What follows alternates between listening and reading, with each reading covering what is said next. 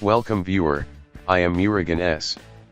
This video tutorial describes how change the time zone Windows 11 via command prompt. Type CMD in Windows search bar, right-click Run as administrator.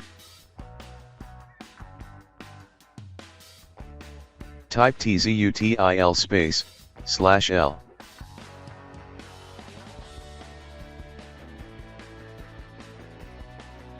Type TZUTIL /S.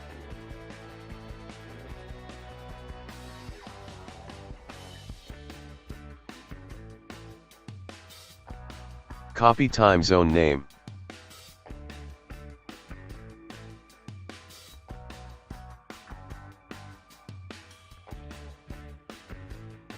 Opening double quotes time zone name closing double quotes.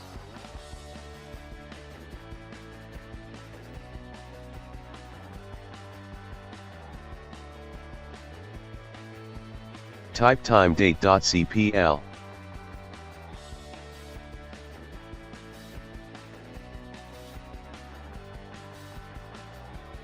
Time zone changed successfully.